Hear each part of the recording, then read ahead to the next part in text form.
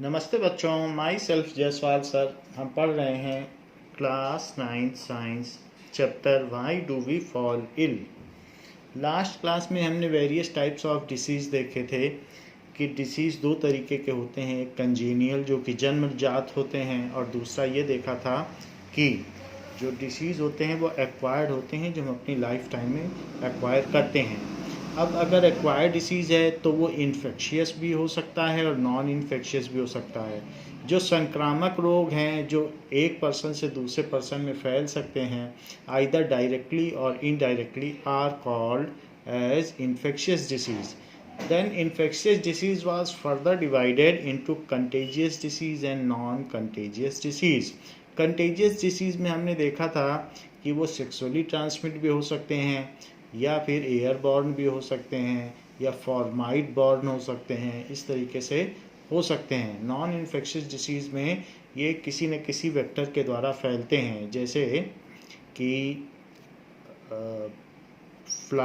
Fly हो गया, mosquito हो गया, रैट हो गया, डॉग हो गया, इस तरीके से फैलते हैं। So these were the various types of contagious disease. फिर हमने ये भी बात देखी कि जो नॉन इन्फेक्शियस डिसीज़ हैं उनमें भी कई टाइप्स हैं, जैसे कैंसर है, एलर्जी है, इसी तरीके से माल न्यूट्रिशन के हमें ठीक से खाना या न्यूट्रिशन नहीं मिला है, उसकी वजह से डिसीज़ हो गया। So we have seen various types of non-infectious disease. Now further we move to cause of diseases. हमारे अंदर जो डिसीज़ होने का कारण क्या है, that is cause of disease. Let there are two children and one is malnutrited कि जिसको अच्छे से खाना नहीं मिल रहा है, and other is taking healthy diet and complete diet and it is healthy. And if some influenza, cough or cold virus is spread in some community, then there are the malnutrited child likely to be get caught with the disease. जो कमज़ोर बच्चा है उसको जल्दी जल्दी बीमारियां पकड़ेंगी और जो स्वस्थ बच्चा है उसमें किसी भी चीज़ के प्रति प्रतिरोधक क्षमता, जो इम्यून पावर है, वो रहेगी और वो बीमारी को हरा देगा। सो जो बाहर के पैथोजेंस हैं, they cannot attack easily if a person is healthy. However, if a person is weaker and it is having less immune power, then he or she may likely to get caught by that pathogen. तो ये भी बात है. So if a person is healthy, then he or she may have better immune power. उसके पास एक अच्छी प्रतिरोधक क्षमता होगी, better immune system. Immune system, what does it mean by immune system? That is the system developed in our body which enables us to fight with the pathogens, उसको कहते हैं immune system. So better immune system, and that is better capability to fight with foreign agents. Better capacity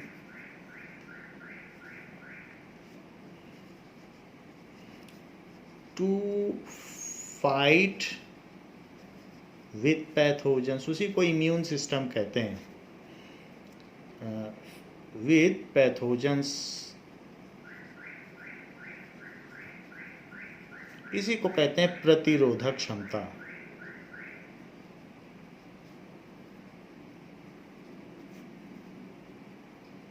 तो हमारे अंदर एक अच्छी प्रतिरोधक क्षमता होगी. Person is healthy and if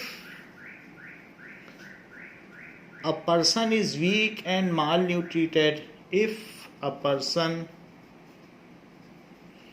is weak or malnutrited,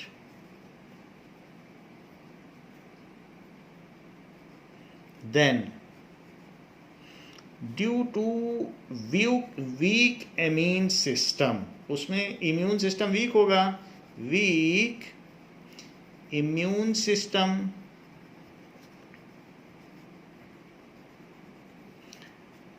that will be easily caught by some external agents.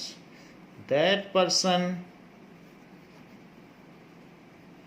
will easily get caught by some external agents.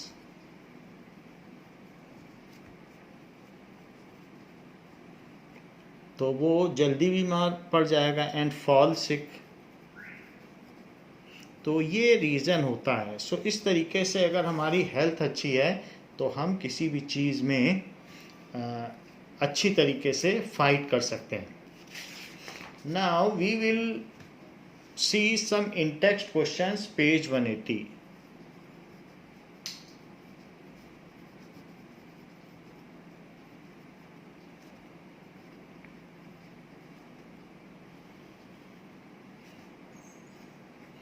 First question is, list any three reasons. List any three reasons why you would think that you are sick and ought to see a doctor. If only one of these symptoms are present, would you still go to doctor? Why or why not? तो कौन कौन से ऐसे symptoms हैं जिससे आपको लगता है कि आपको अब किसी डॉक्टर के पास जाना चाहिए? अगर उन जो आपने सिम्टम्स गिनाए हैं उनमें से अगर सिर्फ एक सिम्टम भी हो, सारे ना हो, तो भी क्या आप डॉक्टर के पास जाना चाहेंगे? ऐसा क्वेश्चन आपसे पूछा जा रहा है। Now let us see. So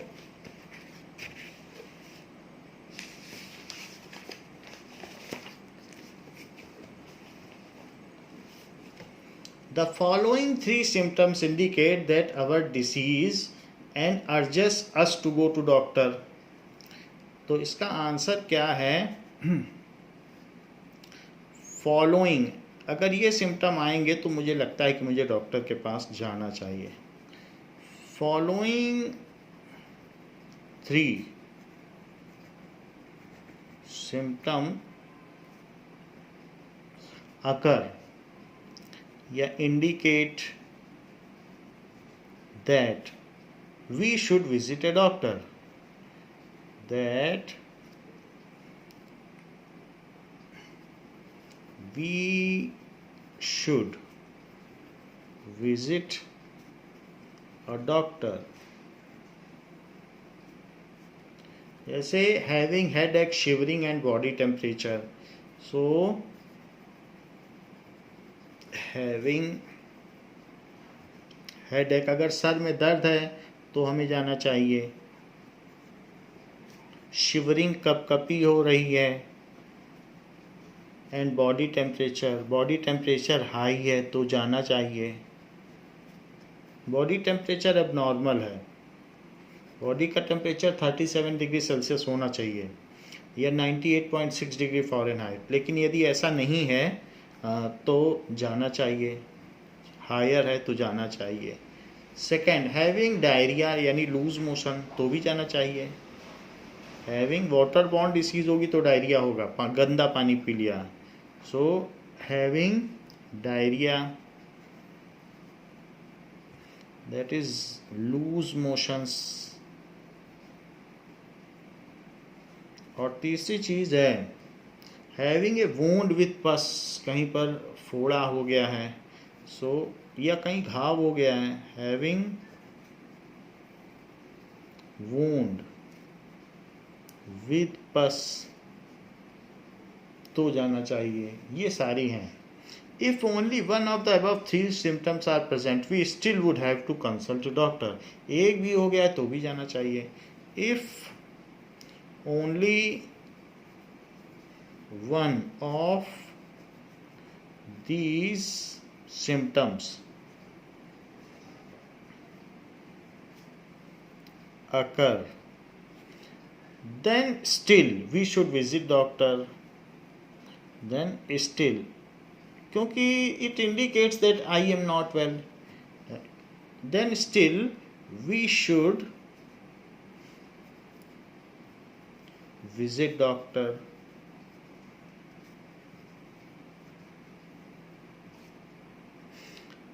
It is so because all the three symptoms make us uncomfortable and bedridden for sometimes due to some disease. हम थोड़े दिन बिस्तर पर पड़ जाएंगे, हमारा इकोनॉमिक लॉस हो सकता है, एकेडमिक लॉस हो सकता है। अगर हम सर्विस पर्सनल हैं या बिजनेस पर्सनल हैं तो दुकान नहीं खुलेगी, बच्चे हैं स्कूल जाते हैं तो स्कूल नहीं जा पाएंगे, तो हमारे लॉसेस हो सकते हैं। इसके अलावा हमारी हेल्थ का लॉस हो सकता है, जो हमारी कैपेसिटी है वो धीरे धीरे डाउन हो सकती है, तो इसलिए हमें जाना चाहिए। If we are ignorant then it may cause severe at we may reach at severe situations, कि वहाँ से वापस आना मुश्किल होगा, तो उसके रिपरकशंस परिणाम बहुत अच्छे नहीं होंगे, इसलिए हमें पहले से पहले अपने इलाज करा लेना चाहिए। It is so because all the three. It is so because these symptoms make us uncomfortable.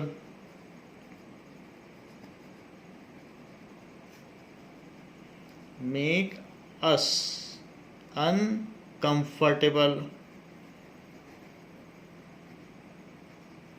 And if we do not visit the doctor, then there may be our monetary loss, पैसे का नुकसान हो सकता है, और academic loss. And any, अगर इसमें जो भी है आप रिलैक्सेशन दोगे या फिर इग्नोर करोगे, सो एनी लैप्स में रिजल्ट, उसकी वजह से क्या होगा, एकेडमिक लॉस, स्कूल नहीं जा पाओगे, और क्या हो सकता है, मॉनेटरी लॉस, पैसे की कमी हो सकती है।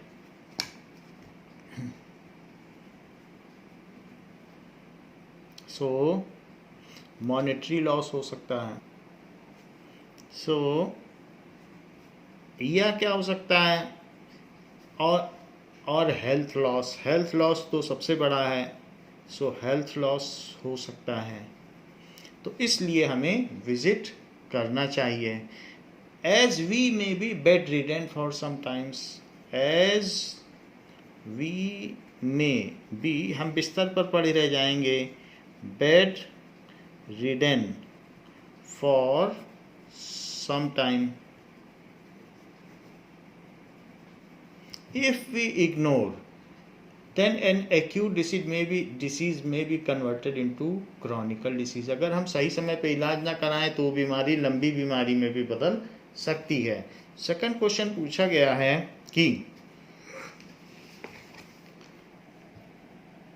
in which of the following case do you think the long term effect on your health are likely to be most unpleasant? किस केस में आप ये सोचते हो कि उसके लॉन्ग टर्म इफेक्ट हो सकते हैं? इफ़ यू गेट जॉन्डिस, पीलिया हो गया है, इफ़ यू गेट लाइस, बाल में जुएँ हो गई हैं, and if you get acne, तो अगर आपको एक्ने हो गया है तो इन सब में कौन ज़्यादा आपको प्रभावित करेगा लॉन्ग टर्म में? नाउ देर आर 3 केसेस कि हमको जॉइंडिस हो गया है, बाल में जू हो गई हैं, और तीसरा मुहासे हो गए हैं, दैट इज़ एक्ने का मतलब पिंपल्स हो जाना। तो किस केस में हमें ज़्यादा बुरा प्रभाव हमारे शरीर पर पड़ने वाला है? इन केस ऑफ जॉइंडिस, पीलिया होने पर, इन केस ऑफ जॉन्डिस पूरा शरीर पीला पड़ जाता है, तो लीवर की खराबी हो जाएगी इसमें, पीलिया। There would be long term effect on our body, हमारा लीवर खराब हो जाएगा। देयर लीवर तो 52 वर्क्स करता है, पूरी बॉडी में सबसे मेजर ऑर्गन है, और फूड का जो इमरजेंसी स्टोरेज है वो भी लीवर में होता है, और हमारे ब्लड का फिल्ट्रेशन भी लीवर में होता है. There would be long term effects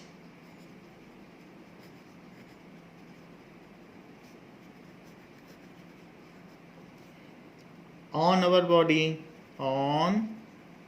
our body. Jaundice is the result of disease called hepatitis. अगर बॉडी में हेपेटाइटिस की बीमारी हो गई है, जैसे हेपेटाइटिस बी, तो उस केस में जॉइंडिस होता है. सो जॉइंडिस क्यों होता है? Is the result of a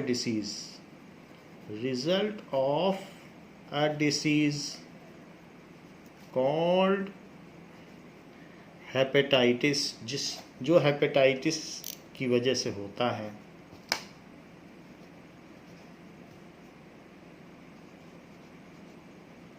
now it is virus है एक तरीके का, तो वायरस है उसकी वजह से होता है. In jaundice, our liver is affected and it takes more time to recover from disease by taking proper treatment under supervision of doctor. jaundice है तो महीने भर का समय लग जाता है ठीक होने में. So it may damage liver.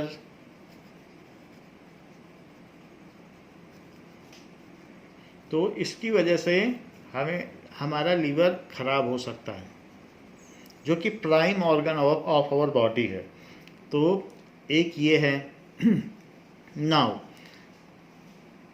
And it takes a long time to be recovered from this disease under supervision of doctor, and it may take, जो जॉइंडिस है, long time to recover from jaundice. तो कई बार doctor आपसे पूछता भी है कि बचपन में आपको जॉइंडिस हुआ है, तो उसी के बेसिस पे वो इलाज करता है. Under supervision of doctor, under supervision, तो किसी डॉक्टर के पर्यवेक्षण में ही इसका इलाज होता है, under supervision of doctor. Now on the other hand, इसके अलावा lice can be removed easily with short treatment. Lice can be removed with short treatment. जैसे मेडिकर है तो मेडिकर से लाइस निकल जाती है. एंड एक्ने कोई भी है, the same is for acne. अगर मुहासे हैं वो भी ठीक हो सकते हैं. The same is true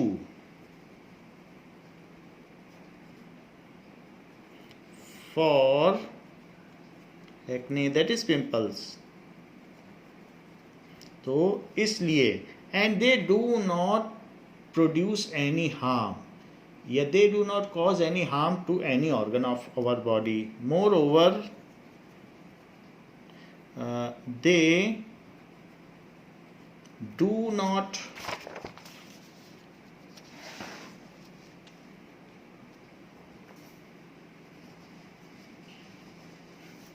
give bad effects या harm, damage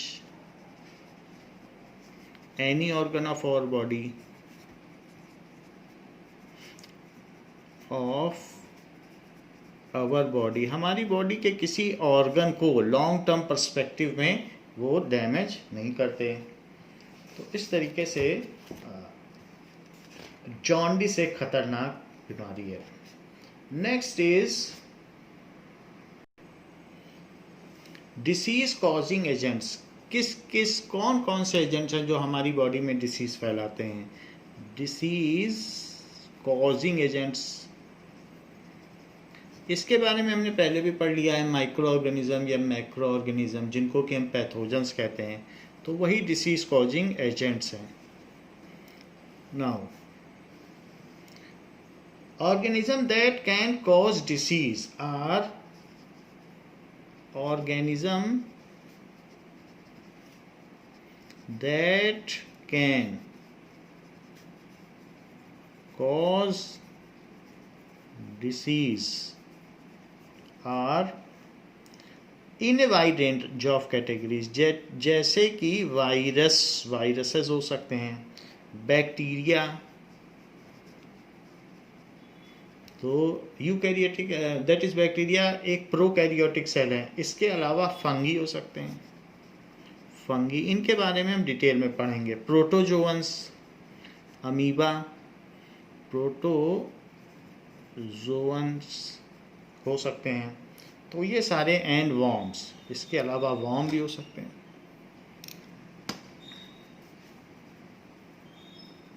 now first is virus. Virus कैसा होता है? और तो वायरस क्या है? It is a DNA material. तो virus live inside host cell, so these contains, इनमें सिर्फ जेनेटिक मटेरियल्स होता है, ओनली जेनेटिक मटेरियल यानी डीएनए। जेनेटिक मटेरियल उसको कहा जाएगा डीऑक्सीराइबोन्यूक्लिक एसिड। तो ये एक प्रोग्राम है, ये चाहें तो अपने प्रोटीन बना सकते हैं, अमीनो एसिड्स अपने सब कुछ बना सकते हैं, क्योंकि प्रोग्रामिंग तो है बट सेल नहीं है। So they do not are cellular, they are not cellular, सिर्फ डीएनए इनके पास, they are not cellular, cell नहीं है इनके पास, सेलुलर। जैसे कि अगर आप देखें तो वायरस इस तरीके से दिखने में लगेंगे, तो इस तरीके से ये वायरस का फिगर होगा। अलग अलग वायरस अलग अलग तरीके से होंगे, तो ये आप देखेंगे तो इस तरीके से इनका शेप होगा। या अगर आप और भी देखें तो कोरोना वायरस हो या कुछ भी हो, तो उसमें आप देखेंगे कि इस तरीके से शेप होगा।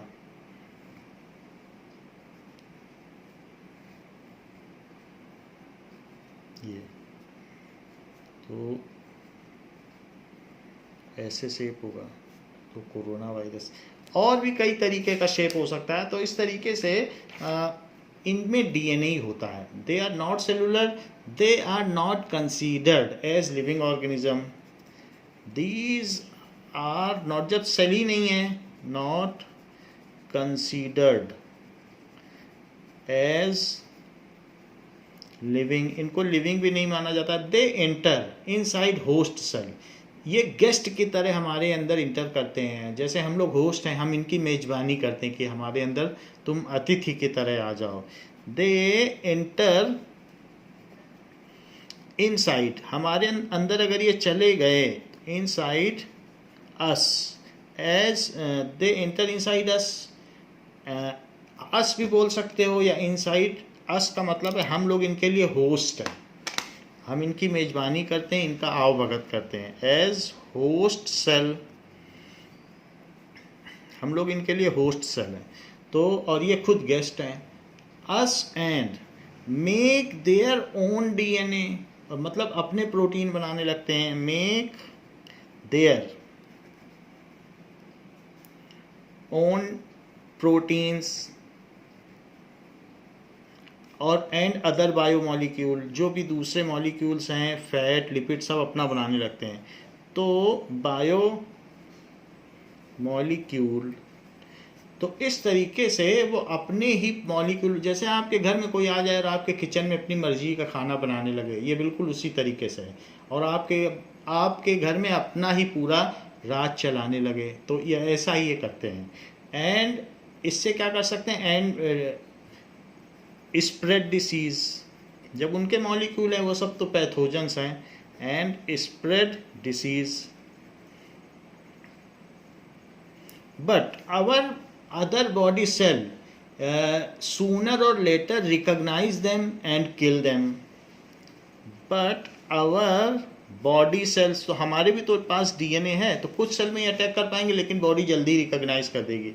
Body cells sooner or later, देर में या जल्दी ही, will recognise them and kill them. तो ये बॉडी में प्रोग्रामिंग है. बाहर से आप इनके लिए कुछ नहीं किल करने के लिए कर सकते हो. जैसे कोरोना वायरस है या दूसरे वायरस हैं, सार्स है, तो इन सब के लिए कोई बाहर से कुछ नहीं किया जा सकता. हमारी बॉडी ही जो करे सो करे. इनके लिए एंटीबायोटिक्स भी कुछ नहीं दी जा सकती है, क्योंकि अगर इनको हम चाहें कि बाहर से जो बैक्टीरिया है वो इनको किल कर दें, एंटीबायोटिक भी एक बैक्टीरिया का ही बना होता है, तो वो भी नहीं कर सकते हो. सो वायरल फीवर है, so for example viral fever will be soothed या it will go away automatically with in 3 or 4 days. So example है viral fever is treated by our body itself, treated without any medicine. खुद ही अपने आप ये ठीक हो जाएगा without any medicine, या फिर विदाउट एनी एंटीबायोटिक. कोई बाहर से आपको ऐसा बायोमॉलिक्यूल इसको नहीं देना है, तो कोई बाहर का बैक्टीरिया नहीं देना है. मेडिसिन, तो बिना मेडिसिन के ठीक हो जाएगा. By our self immune system, by our self immune system. इसके लिए बाहर की कोई दवा नहीं काम करेगी. सिस्टम ये चीज़ है, तो ये बात कही गई है. So viral disease can not be cured by antibiotics. Viral diseases can not be, जैसे बैक्टीरिया होते हैं तो बैक्टीरिया को सुखा के अगर उसकी टेबलेट बना दी जाए तो वही एंटीबायोटिक्स है. कैन नॉट बी ट्रीटेड, क्योंकि वो तो खुद ही अपनी प्रोग्रामिंग कर रहे हैं हमारी बॉडी में आके. ये सब डीएनए हैं, तो ये सारे वायरस हैं, तो ये हमारे बॉडी में प्रोग्राम बना रहे हैं, तो उनको कैसे मारोगे? वो तो डीएनए है, डीएनए तो 200 डिग्री तक जलता नहीं है, तो उसको कैसे मारोगे? Can not be treated by any antibiotics. तो इस तरीके से वायरल डिसीज़ अपने आप ठीक हो जाएगी. डॉक्टर के यहाँ जाओगे तो बोलेगा इनको वायरल फीवर है और ऐसे ऐसे सिम्टम्स हैं, फिर बोलेगा इनको वायरल फीवर है, थोड़े दिन लगेंगे और ये ठीक हो जाएंगे, फिर बाद में फिर जाते जाते बोल देगा चिंता ना करना इनको वायरल फीवर है. तो ऐसे क्यों बोल रहा है? क्योंकि वो जानता है कि हमारे ही इम्यून सिस्टम से इसे मारा जा सकता है, and there is no medicine for it. तो जो वायरस से होती है बीमारी उसके लिए मेडिसिन नहीं है कोई, वो अपने आप ही ठीक होगी. तो ऐसा कहा गया है. So virus do not use those pathway as are used by bacteria. तो वो तो हमारी बॉडी में हमारे ही सिस्टम को लेके यूज करते हैं. तो सम डिसीजेज, वायरल फीवर से होने वाली जो डिसीजेज हैं वो कौन कौन सी हैं? So some disease caused by virus are, कौन कौन सी हैं? जैसे कॉमन कोल्ड,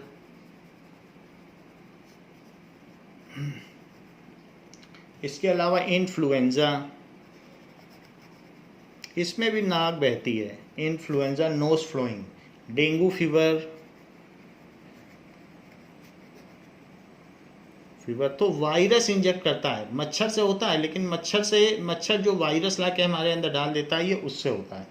या हेपेटाइटिस बी से हमारे लीवर पे फर्क पड़ता है. जैसे हमने आपको बताया कि जॉन्डिस होता है हेपेटाइटिस बी से.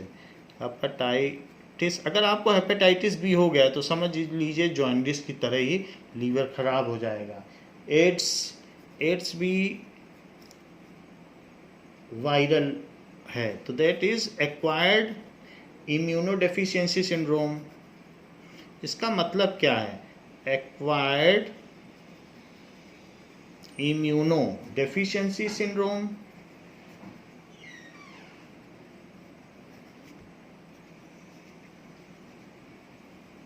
यानी हमारी बॉडी में ऐसा लक्षण आ गया है, इम्यून की डेफिशिएंसी हो गई, और सिंड्रोम का मतलब लक्षण, तो हमारी बॉडी में इम्यून की डेफिशिएंसी के लक्षण हैं, और एक्वायर्ड का मतलब हमने अपने जीवन काल में इसे प्राप्त किया है।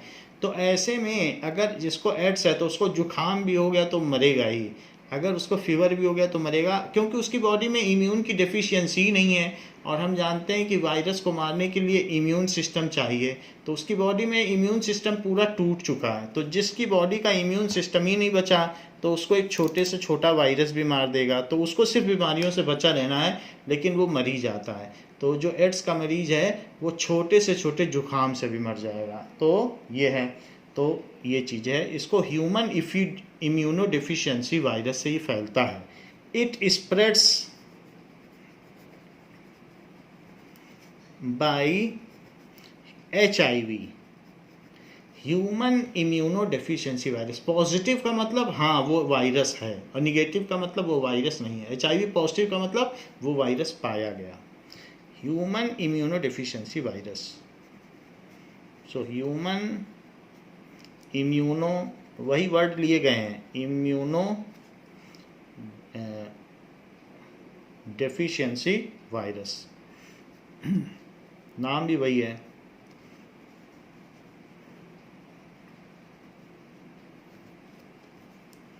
वायरस, तो H यहाँ से लिया गया, I यहाँ से लिया गया, V यहाँ से लिया गया, ऐसे है HIV हो गया। चिकन पॉक्स भी वायरस से होता है, दाने निकल आते हैं, तो चिकन पॉक्स किसी को हो गया वायरस से होगा। इसके अलावा मीजल्स, चेचक आ जाते हैं,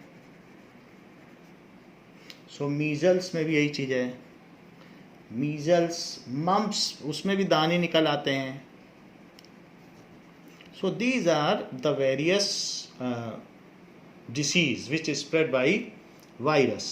Now we will see the sum of virus and the disease caused by them. जैसे कि यहाँ आप देखिए, तो ये इन्फ्लुएंजा के वायरस हैं जो हमारे अंदर स्नीजिंग, जैसे नोज फ्लोइंग हो रही है यहाँ पर, तो ये नोज फ्लोइंग क्यों हो रही है? इन्फ्लुएंजा की वजह से। तो उससे बहुत सारे ड्रॉपलेट्स, टाइनी ड्रॉपलेट्स निकलते हैं, और इस तरीके का उनका शेप होता है, जैसे कोरोना वायरस टाइप ही शेप होता है, और ये दूसरे में जाकर एयर में ड्रॉपलेट सस्पेंड रहते हैं और दूसरे में फैल जाते हैं। तो ये कंटेजियस डिसीज़ भी है फ्रॉम पर्सन टू पर्सन। यहाँ देखिए, तो ये आप क्या देख रहे हैं, दिस इज़ चिकन पॉक्स, ऐसे इसमें दाने निकल आते हैं।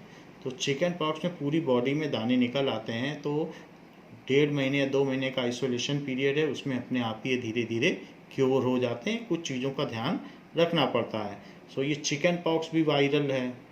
ऐसे ही ये देखो चकत्ते से निकल आए हैं, तो इसको कहते हैं मीजल्स। तो मीजल्स आ गए हैं, तो मीजल्स में ऐसे चेचक आ जाता है। और फिर ये देखिए मम्प्स, अगर कहीं पर ऐसे सॉलन कहीं पर पोर्शन है किसी भी जगह पे, तो कहेंगे मम्प्स हो गया है, तो ये यहाँ पर इसको मम्प्स हो गया है। So these are the various disease जो कि वायरस से फैलती हैं। हमें ध्यान देना चाहिए कि ये कैसे होती हैं। ये हमारी ही बॉडी के सेल्स को यूज़ करके फैलाता है। फिर हमने नेक्स्ट कहा कि दैट इज बैक्टीरिया, तो बैक्टीरिया भी कुछ डिसीज़ फैलाते हैं। Now disease caused by bacteria, तो बैक्टीरिया के बारे में मैंने आपको जब cell chapter fundamental unit of life पढ़ाया था, तो उसमें ये चीज़ बताई थी, बैक्टीरिया ऐसे होते हैं और उनमें सेंटर में इस तरीके का कुछ मटेरियल होता है जो इसके ऊपर वेल डिफाइंड कुछ भी पद नहीं रहता है, वेल डिफाइंड न्यूक्लियस भी, और इसमें ये विप लाइक स्ट्रक्चर निकला हुआ रहता है, और छोटे छोटे पाइलस भी निकले रहते हैं पूरी बॉडी में इसमें। तो इस तरीके से ये, इसके अंदर राइबोसोम्स भी रहते हैं। तो ये प्रोकैरियोटिक सेल्स है। So bacteria it is prokaryotic unicellular,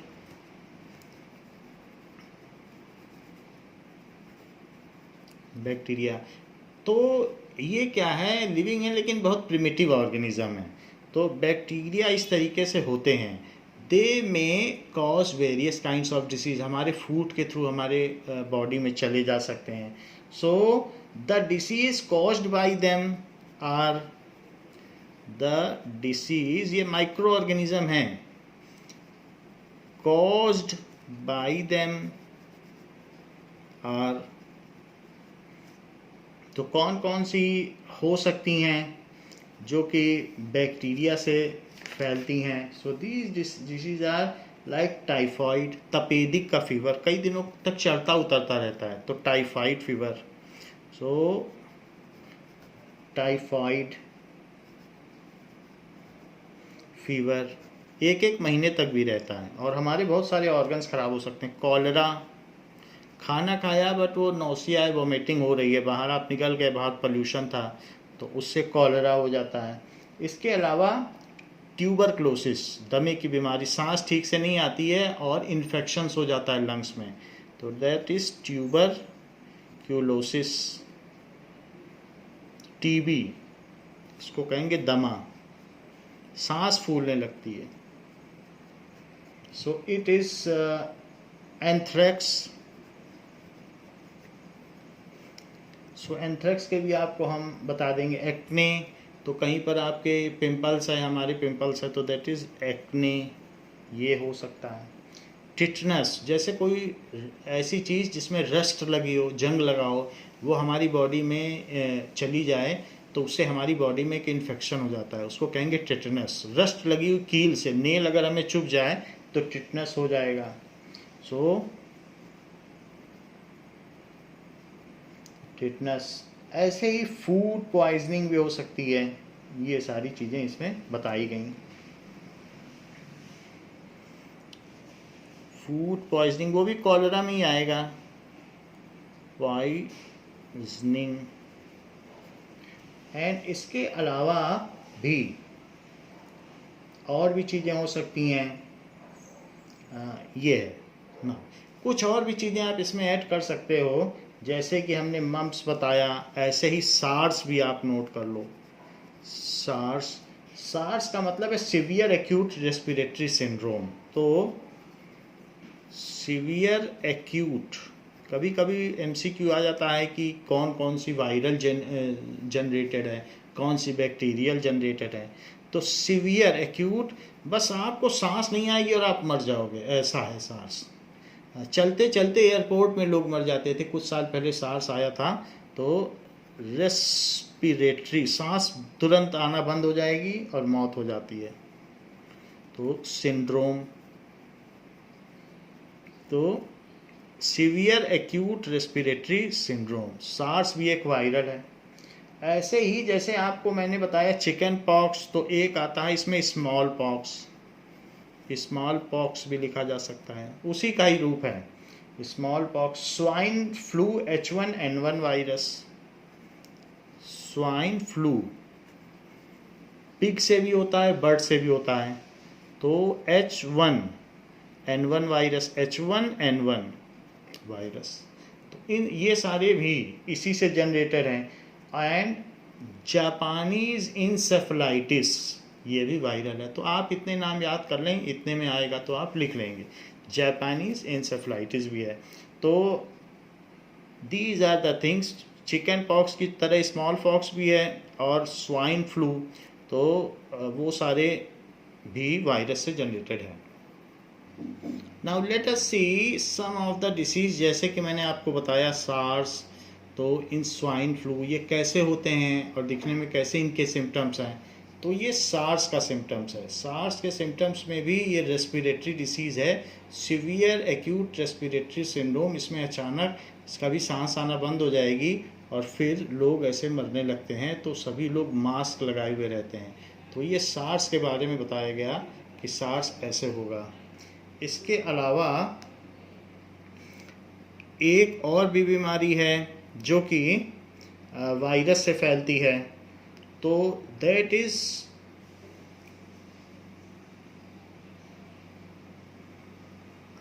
आपको बताया severe acute respiratory syndrome. And ये जिसको कहते हैं जापानीज इंसेफ्लाइटिस, इसको कहते हैं येलो फीवर.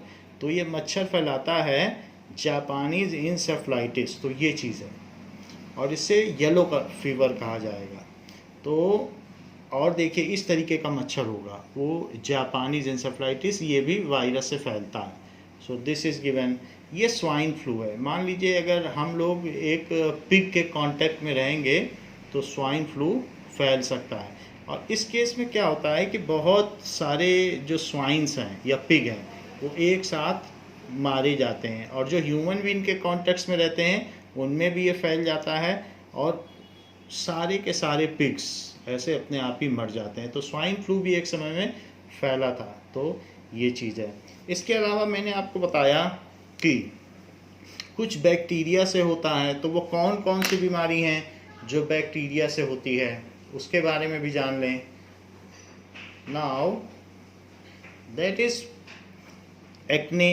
हमारे पिंपल्स आ गए तो इस तरीके के पिंपल्स होते हैं, चेहरे पे किसी किसी के पिंपल्स होते हैं, तो ऐसे पिंपल्स आ गए तो इट इज़ एक्ने। तो ये it is caused by bacteria, तो प्रोटोजोअन्स के से होता है। और फिर ये एंथ्रेक्स, एंथ्रेक्स में कहीं कहीं हमारी बॉडी में ऐसे सिटिनस, दैट इज़ एक अलग तरीके का सिस्ट बन जाता है, तो पूरी बॉडी में ये देखा जा सकता है, और फिर धीरे धीरे पूरी बॉडी में फैलने लगता है। इसको कहते हैं एंथ्रेक्स। तो ये काफ़ी सीवियर होता है, ये जब फैलता है तो फिर फैलता ही जाता है पूरी बॉडी में, तो ये एंथ्रेक्स है। So these are the things. बाकी तो आप जानते हैं टिटनेस है तो बॉडी पूरी नीली पड़ने लगती है। अगर हमें नेल लग जाए तो थोड़ी देर में ही आंखें नीली पीली होने लगती हैं, और फिर हमारी बॉडी अकड़ने लगती है और मर जाते हैं। तो ये जो बैक्टीरिया है, चूँकि ये लिविंग ऑर्गेनिज्म से होता है, सो बैक्टीरिया फैलता भी है। बैक्टीरिया वाटर के माध्यम से फैल सकता है, एयर के माध्यम से फैल सकता है। जैसे इन्फ्लुएंजा है तो वो क्या है कि ऐसे फैल जाएगा। तो यहाँ पर खैर जो भी डिसीज़ है, टाइफाइड हो गया तो ये बैक्टीरियल है। So some are the other bacteria which can kill them. तो कुछ हमारी बॉडी में ये तो पैथोजन सही हैं जो हमें बीमार करेंगे। So some bacteria can kill them, those bacteria which can kill them are called antibiotics. Some other kind of bacteria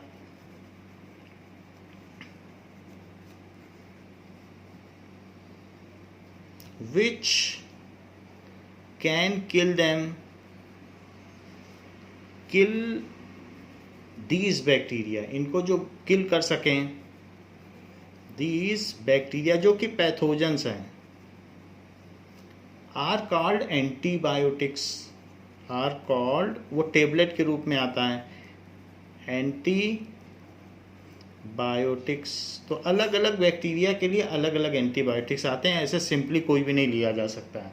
so antibiotics are effective for bacterial disease. तो ये सारी बैक्टीरिया डिसीज़ हैं। एंटीबायोटिक्स, अगर आपको ये सारी बीमारियां हैं तो एंटीबायोटिक्स काम करेगा। बायोटिक्स इज इफेक्टिव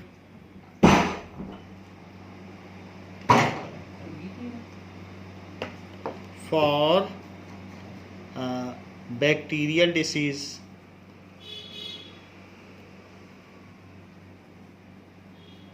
ये चीज़। सो एक तो हमने आपको बताया कि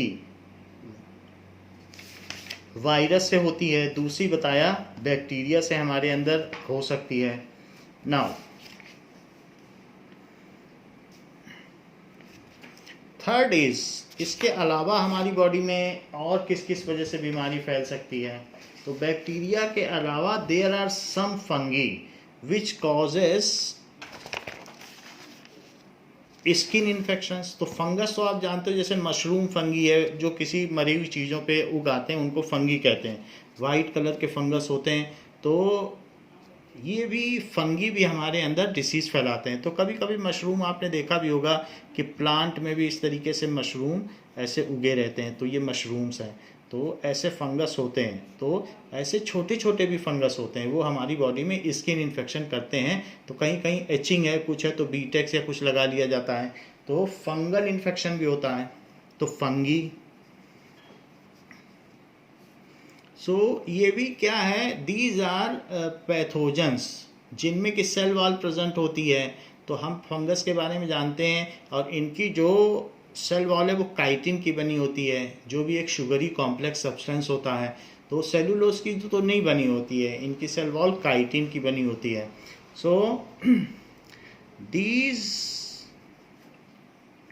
आर, ये कैसे होते हैं? Multi cellular eukaryotic organism, multi cellular eukaryotic organism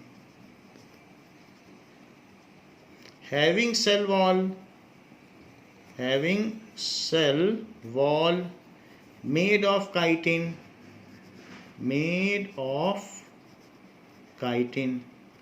ऐसा होता है। They live on other living organ, ये जो डेड एंड रिमेन्स पर जिंदा रहते हैं कभी लिविंग ऑर्गेनिज्म पे भी, so they can cause skin disease, these cause skin disease. तो इनसे जो भी बीमारी होती है, जो फंगस से होती है, एथलीट फूट, हाथी पाँव हो जाएगा। सो एथलीट, पैर सूज जाता है बहुत ज़्यादा ही, एथलीट फूट। इसके अलावा रिंग वॉर्म हो जाता है, कहीं एचिंग होने लगती है, तो ringworm and many other skin infection and many other skin infection।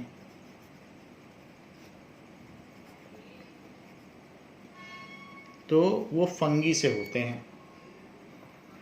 Now this is athlete food, जैसे पैर में इस तरीके का स्किन इन्फेक्शन हो गया तो उसको कहेंगे कि ये एथलीट फूड हो जाता है। जैसे ये सब स्किन इन्फेक्शन है, ये सारे फंगल इन्फेक्शन है। तो ये बीमारी किस वजह से होती है? ये स्किन डिसीज़ है जो फंगी से होती है। या ये ऐसा भी देख सकते हैं, कहीं कहीं स्किन पर इस तरीके की एचिंग होने लगती है, पानी छोड़ने लगता है।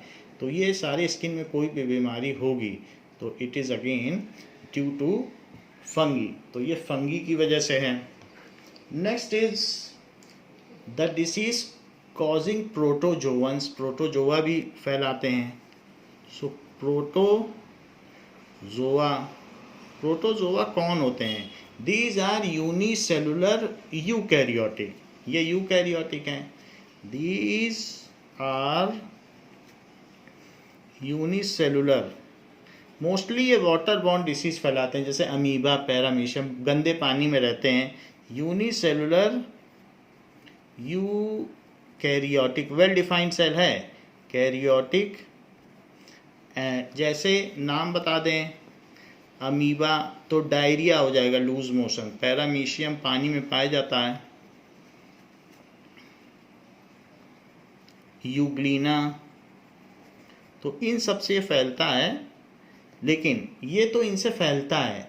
But protozoa, primary animals, proto यानी प्राइमरी और जुआ का मतलब एनिमल्स, तो इसको कह सकते हैं प्रोटो प्लस जुआ, प्रिमिटिव एनिमल्स। तो बहुत जो एनिमल या मल्टी सेलुलर बनने से भी पहले तो वो अमीबा और यही सब हैं, प्रिमिटिव, प्राथमिक एनिमल, ये चीज़ है। तो इनसे कौन कौन सी बीमारी होती है? सो प्रोटोजुआ से मलेरिया होता है।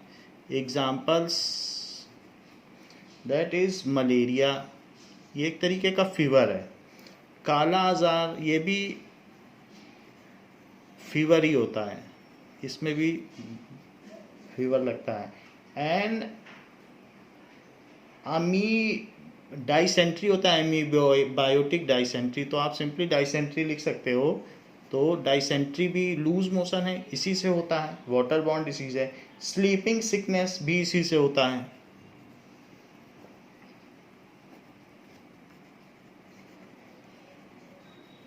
So these are the various disease which are caused by protozoa, water borne है और इनके इलाज हो सकते हैं। तो स्लीपिंग सिकनेस और ये सारी चीज़ें हैं। तो नाम आप याद रखिए कौन कौन से प्रोटोजुआ से फैलते हैं। नाउ ये जो प्रोटोजोअन्स हैं, अमीबा है, पैरामीशियम है, ये पानी के रास्ते हमारी बॉडी में चले जाते हैं और देखिए कैसे कैसे फीवर फैलाते हैं। जैसे स्लीपिंग सिकनेस, पूरा का पूरा शहर सोता रहता है। अगर स्लीपिंग सिकनेस की बीमारी होगी तो सब सोते ही रहेंगे, जिस बेंच पे जाएंगे वहाँ सो जाएंगे, बस में सो जाएंगे, घर पर उतर नहीं पाएंगे, शहर पूरा सोता रहेगा, जहाँ भी ये रहेंगे पूरे शहर में कहीं भी पड़े रहेंगे, सोते रहेंगे। तो ये स्लीपिंग सिकनेस की बीमारी होती है जो कि प्रोटोजोआ फैलाते हैं। इसके अलावा काला आज़ार, काला आज़ार में इस तरीके के पूरी स्किन इन्फेक्टेड हो जाती है और ऐसे पूरे बॉडी में आ जाता है। और तीसरी चीज़ है कि मलेरिया। तो मलेरिया के आप ये देख लीजिए, फीमेल एनोफिलीज मच्छर है, उससे ये फैलता है। तो प्लाज्मोडियम इसमें एक ऐसा प्रोटोजोआ है जिससे फैलता है। जैसे मैंने आपको यूग्लिना लिखाया, अब यहाँ एक प्लाज्मोडियम भी लिख लेंगे। तो प्लाज्मोडियम से मलेरिया फैलता है। तो प्लाज्मोडियम भी एक बैक्टीरिया है जो सर्कुलर होता है, वो उसका हम दिखा देते हैं आपको। ये है प्लाज्मोडियम, ये प्लाज्मोडियम है जिससे फैलता है। तो ये प्लाज्मोडियम है। तो ये सेल्स आप देख रहे हैं, तो ये यूनिसेलुलर यूकैरियोटिक है प्लाज्मोडियम। जैसे अमीबा पैरामीशियम होता है वैसे ये राउंड शेप में होता है, तो उससे ये फीवर फैला देता है। ये मच्छर है, ये फीमेल एनोफिलीज मच्छर है और वो इस बैक्टीरिया का कैरियर है, इस प्रोटोजोआ का। तो अब हम यहाँ पर लिख लेंगे अमीबा पैरामीशियम यूग्लिना, और एक और चीज़ लिख देंगे जिसको कहेंगे प्लाज्मोडियम। तो सबसे ज़्यादा प्लाज्मोडियम के बारे में ही पूछा जाता है। तो आपने कई चीज़ें देखी, काला आज़ार देख लिया, स्लीपिंग सिकनेस देख ली, मलेरिया का आपने वो देख लिया। तो मलेरिया के लिए ये प्लाज्मोडियम है, ऐसे ये सेल होता है इसका। So this is plasmodium, unicellular eukaryotic cell, unicellular eukaryotic cell. और ये इसको एक जो मच्छर होता है फीमेल एनोफिलीज, तो वो क्या करती है कि कहीं से पिकअप कर लेगी और फिर उसको वो क्या करेगी, फीमेल एनोफिलीज वो जगह जगह इसको फैलाएगी। तो इस तरीके का वो मच्छर होगा और वो फैलाएगा। So it is this is mosquito, और वो उसको फैलाएगा। तो फीमेल एनोफिलीज ये है, एनोफिलीज। तो फीमेल एनोफिलीज मॉस्किटो है, ये इसकी प्रजाति है। तो फीमेल एनोफिलीज इसका कैरियर है, वो वेक्टर है, और वो इसको प्लाज्मोडियम को एक जगह से दूसरी जगह ले जाती है। तो ये बहुत ब्लड पीती है, क्योंकि ये क्या होगी कि अपने बच्चों को जन्म देने के लिए बहुत सारा ब्लड इसे चाहिए, इस तरीके से मलेरिया को फैलाती है। तो ये इसकी कैरियर मानी जाएगी। कैरियर का मतलब वेक्टर, और इसी से it is causing malaria, causing malaria. So Plasmodium से मलेरिया फैलता है, लेकिन उसका कैरियर ये है। तो एक पर्सन से दूसरे पर्सन में ये मलेरिया को फैला सकती है। इसके अलावा वॉर्म, जो फिफ्थ कैरियर है, उसको कहते हैं वॉर्म। तो वॉर्म भी हमारी बॉडी में क्या होते हैं, राउंड वॉर्म और इसी तरीके से टेप वॉर्म, ये हमारी बॉडी में रहते हैं। They live in living organism, so they live with in living organism, हमारे अंदर रहते हैं, विद इन लिविंग ऑर्गेनिज्म। तो कोई भी बाहर की चीज़ हमारे अंदर रहेगी, एंड हार्म अस, फिर हमको नुकसान पहुंचाते हैं। पेट दर्द होता है, इंटेस्टाइन में दर्द होता है, तो इस तरीके से वो बीमारी पहुंचाते हैं। और भी दूसरी, मुंह से सोते समय लार निकलना, तो ये सारी बीमारियां, ये सारे इसके सिम्टम्स होते हैं। वॉर्म से क्या होता है, इंटेस्टाइनल वॉर्म इन्फेक्शन होता है। सो एग्जाम्पल क्या है, हमारी इंटेस्टाइन, जहाँ खाना पचता है, इंटेस्टाइनल वॉर्म इन्फेक्शन, या फिर एलिफेंटियासिस होता है। कभी कभी पैर सूज जाता है, सो एलिफेंटियासिस भी हो जाता है। So these are various disease caused by worms. जैसे कि वर्म किस तरीके के होते हैं और ये किस तरीके से बीमारी फैलाते हैं, let us see in our book. तो बुक में भी दिखाया गया है कि ये इस तरीके का वर्म होगा, ये हमारे इंटेस्टाइन में रहेगा और खाता रहेगा और हमको नुकसान पहुंचा सकता है। सो दीज आर ये है। और नाउ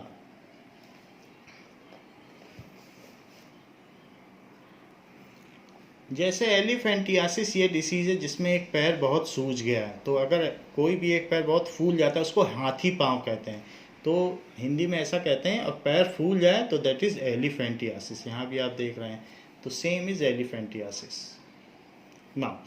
और वर्म आपको दिखा दिया है। So these are the various disease caused by various agents. तो 5 कौन कौन से एजेंट्स आपको बताए गए, वायरस, बैक्टीरिया, बैक्टीरिया के केस में एंटीबायोटिक असर करती है।